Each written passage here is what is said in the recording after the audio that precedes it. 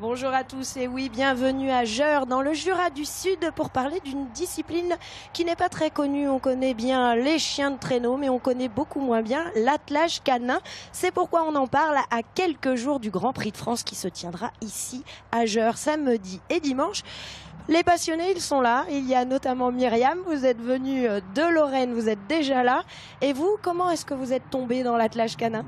Lors d'une exposition canine à Metz, nous avons vu atteler ma race préférée, le Haut-Vavart.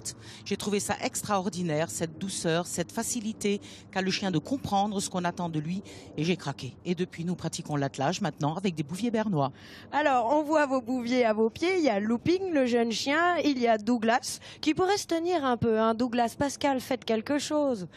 On voit votre mari. Vous avez l'habitude de l'accoutrer comme ça? Bien sûr, puisque c'est moi l'intendance, donc je gère. Et pourquoi est-ce qu'il est en tenue comme ça? Ça fait partie de l'attelage d'être en tenue d'époque? Alors c'est la troisième partie d'un concours d'attelage, c'est donc l'épreuve d'harmonie où le chien et le maître représentent le chien au travail à la fin du 19e siècle et au début du 20e siècle, quand hommes et chevaux étaient partis à la guerre. Exactement. Myriam, juste entre nous, qui s'amuse le plus, Douglas ou Pascal? Nous quatre. Vos quatre. Looping, il a 6 mois, dans combien de temps? Looping, c'est un bébé, il a 5 mois, donc on attendra qu'il ait 15 mois. S'il veut bien pratiquer l'attelage, parce qu'on ne bouscule pas nos chiens. Mais bon, a priori, le bouvier bernois est prédisposé à l'attelage, donc il devrait aimer ça puisqu'il voit Douglas pratiquer. On peut vous souhaiter bonne chance pour ce week-end. Vous appréhendez cette épreuve ou on y va confiant? C'est une discipline très soft, très agréable, sans gros stress. Donc vous pouvez nous souhaiter bonne chance, merci, mais je sais qu'avant tout nous nous amuserons et c'est le but. Merci Myriam. Oh là là, Gérald est conquis. Il est président ici de l'association Canine Jura Sud. Quand on voit les concurrents, on se dit que tout va bien se passer et que cette discipline est vraiment en or. C'est une discipline en or et ça fait vraiment plaisir de voir toutes les personnes qui sont venues à ma demande pour vous faire une démonstration de ce qui se pratique en attelage canin. Alors 3 disciplines dans l'attelage canin, on l'a vu, celle d'époque, c'est la 3e et les 2 autres? Alors les 2 autres, vous avez un parcours forestier donc représente les difficultés naturelles du terrain. Le chien est conduit sans laisse, sans collier, uniquement à la voie et doit franchir tous les obstacles naturels. Il y a une autre épreuve, celle sur le terrain sur lequel on se trouve, l'obstacle. C'est l'épreuve d'obstacle, une épreuve technique. Même chose, le chien doit être conduit sans laisse, sans collier, uniquement à la voie et à distance, et franchir tous les obstacles. On le voit en image là pendant que vous parlez. Le chien doit toucher ni les poteaux et la charrette non plus. On va parler plus largement des races. Est-ce que certaines races sont obligatoires? Est-ce que d'autres ne peuvent pas participer? Comment ça se passe? Alors l'attelage canin est ouvert à tous les chiens de toutes les races, avec cependant, il faut un minimum de 50 cm au garrot. D'accord. 50 cm au garrot pour pouvoir participer. Pourquoi? Et parce que c'est une discipline, je veux dire, il faut tracter, et certains chiens ne sont pas quelquefois assez puissants pour parcourir certains obstacles naturels. Par exemple, vous avez une côte qui dure 50 mètres ou 100 mètres, et si le chien n'est pas assez puissant, malheureusement, il sera conduit à l'échec. On va le voir tout à l'heure, des démonstrations, mais quelles sont les qualités d'un chien d'attelage? Alors évidemment l'écoute, la complicité qui règne entre le maître et le chien sont des dispositions essentielles puisqu'on travaille, comme vous voyez, donc sans laisse, sans collier et à distance. Et si le chien n'a pas la complicité requise, ça ne marchera pas. Et évidemment donc la puissance nécessaire pour la conduite. Vous pratiquez pendant combien d'années? On commence à quel âge? Myriam nous disait 15 mois, jusqu'à quel âge? Voilà, le brevet, donc qui est la première épreuve, c'est à 15 mois. Et puis après, donc, le 12 mois, pardon, et 15 mois pour participer au premier concours. Et après, je dirais pendant toute la durée de vie du chien, jusqu'à ses 10 ans, 11 ans, 12 ans, 13 ans, puisque vous savez que les grosses races ont une durée de vie plus réduite que les autres.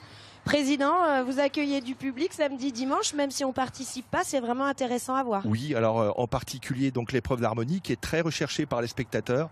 Et c'est vrai que sur un concours normal qu'on fait déjà quelques années auparavant, on a 200-300 spectateurs. J'espère en avoir plus si le temps le permet évidemment. Merci, on va accueillir notre dernière invitée que je rejoins d'ailleurs. Il s'agit de Simone. Simone, bonjour. Bonjour. Alors Simone, nous on va faire quelque chose, c'est qu'on va parler technique là maintenant et on va demander à Thierry, si tu veux bien. Alors lui, il va nous faire quel est le dispositif? Il va faire le combiné marche reculée, qui est un obstacle donc double. Donc la marche est un obstacle qui demande du courage puisque la charrette va descendre d'un coup quand les chiens seront passés. On peut y aller. Ensuite, le reculé sera une épreuve plus de maniabilité où le chien doit être très à l'écoute. Et donc, il doit avancer jusqu'à la planche pleine là-bas. Et ensuite reculer pour sortir sur la droite. Alors, ce sont vos chiens, ce sont des Rottweiler et c'est un attelage double là. Voilà, c'est un attelage double. On peut pratiquer l'attelage soit en simple, soit en double avec les 2 chiens attelés. Là, c'est difficile, là, hein, c'est le moment crucial. Là, c'est le moment où le chien doit reculer le plus droit possible parce que c'est plus facile pour sortir. Oui.